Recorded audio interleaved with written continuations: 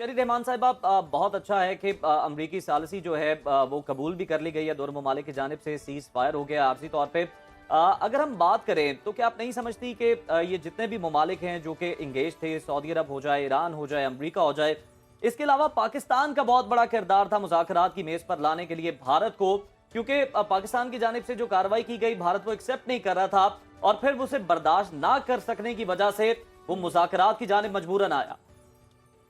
जी बिल्कुल, इसमें तो कोई दो राय नहीं है कि एक तरफ बिल्कुल सिफारतकारी का बहुत बड़ा किरदार था और उसमें आपने हमारे इंटरनेशनल दोस्तों का नाम ले ही लिया है जिनका इसमें हाथ था। लेकिन बिल्कुल ऐसा ही है कि पाकिस्तान ने जब कार्रवाई शुरू की, जो 3 दिन से हम सिग्नल कर रहे थे कि आप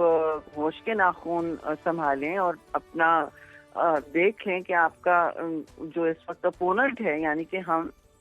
हमारा एक कन्वेंशनल डिटरेंस कैपेसिटी है, जो लगता है इन्होंने इसकी बिल्कुल कैलकुलेशन गलत की थी।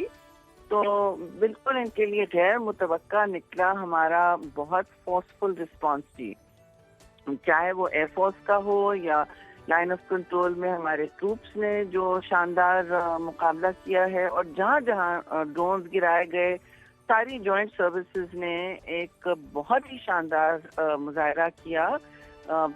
प्रोफेशनलिज्म का और एक्सट्रीम मैं कहूँगी एक्सीलेंस का। ये एक्सीलेंस था और सब सताइश के मुस्तहक हैं। बट बीदा डेजर्ट में भारत को ये बात नहीं पता थी। वेरी क्लियरली उनको कोई आइडिया नहीं था कि हमारे इक्विपमेंट के क्या नतायज होंगे,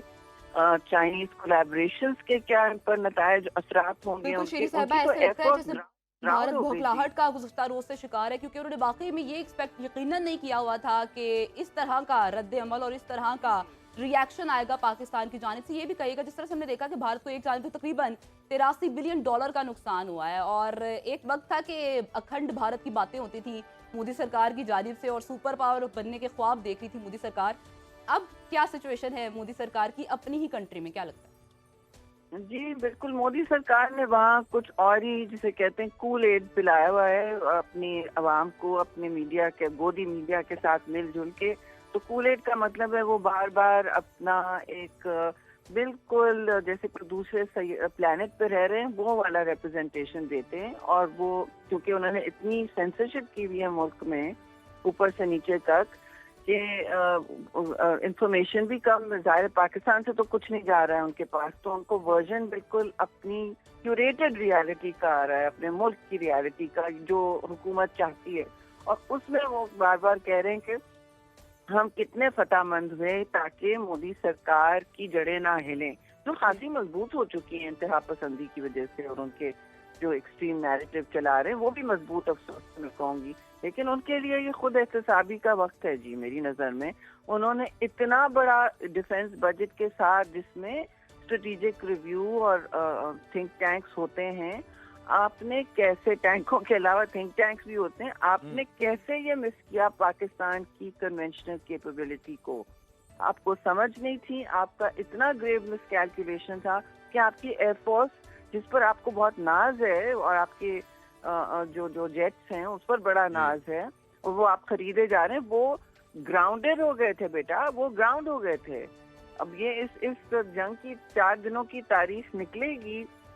और हकायक तो अभी आगे रूनुमा नहीं हुए हैं, वो निकलेंगे आहिस्ता आहिस्ता, तो पता चलेगा कि इनकी कितनी हालत बुरी हुई है, इतना ज्यादा डैमेज हुआ है। शरी साहब, सियासी के साथ साथ अगर हम देखें आलमी सियासत की भी अगर हम बात कर लें, सिफारती सतह की अगर हम बात कर लें, आपकी बड़ी गहरी नजर होती है इन तमाम मामलात पर।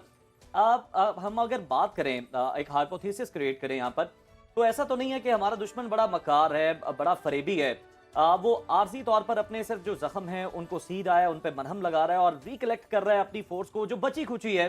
ताकि पाकिस्तान पर दोबारा से वो कोई इस तरह की जारियत का मुजाहरा कर सके, कोई कशीदगी जो है वो दोबारा से छेड़ सके। आप ऐसा समझती हैं? जी मैं समझती हूँ कि ये बिल्कुल केपेबल हैं किसी और मिसएडवेंचर के, क्योंकि उनको बहुत बुरा धचका पड़ा है, और धचका पड़ा है उनको अपनी सियासत की साख भी संभालनी है। उनका नवंबर में बिहार इलेक्शन है, और जब भी बिहार इलेक्शन होता है या महाराष्ट्र में इलेक्शन होता है, इनका हाल यही होता है। सो दे हैव टू, और मैं समझती हूँ कि ऑपोजिशन ने, मीडिया तो इन्होंने बिल्कुल एक पालतू sort of कर दिया है उनको, मगर पालतू मीडिया है जी, मैं आगे कुछ नहीं कहूँगी। उनकी जबान हमारी जबान नहीं बन सकती, लेकिन आगे जाके उनकी ऑपोजिशन है, मुअज़्ज़ब ऑपोजिशन है, वो सवाल पूछें और वो मैं समझती हूँ पूछेंगे कि ये हुआ क्या, लेकिन शायद क्लोज्ड और इजलासों में पूछें, क्योंकि they are all very sensitive कि ये क्या हुआ हमारे साथ। के अब डोनाल्ड ट्रंप जो उनके दोस्त थे, उनके जिगरी हैं, उन्होंने जाके दोनों को एक साथ अपने ट्वीट्स में डाला बार बार, ये उनको बर्दाश्त नहीं हो रहा जी, क्योंकि हमारे दोस्त हमने देखा है कि सीज फायर तो हो चुकी है, अब आगे पाकिस्तान का एजेंडा क्या होना चाहिए? क्योंकि भारत पर तो वाकई हम लोग ट्रस्ट नहीं कर सकते। आने वाले दिनों में भारत कोई भी अपने ही मुल्क में दोबारा से फॉल्स फ्लैग ऑपरेशन करवा के उसका इल्जाम भारत के ऊपर लगा दे। क्या हमें ये एजेंडे में शामिल करना चाहिए पाकिस्तान की तरफ से कि जो भारत है वो इस तरह की कोई भी जो दहशतगर्दी होती है उसका इल्जाम बगैर किसी प्रूफ के उठा के सोशल मीडिया पर, अपने गोदी मीडिया पर शुरू ही ना कर दिया करे? बिल्कुल, ये अहम बात है, क्योंकि ये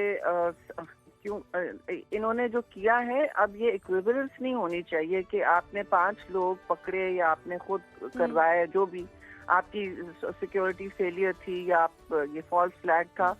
ये दोनों में से एक जो भी था, आपने उठा के उसको जंग का जवाब बना लिया। ये कहीं नहीं होता। Act of terror is not the same as act of war. कल को हम कहेंगे कि 5 लोग हमें मिले हैं बलूचिस्तान में, वो कुछ खिचड़ी पका रहे हैं,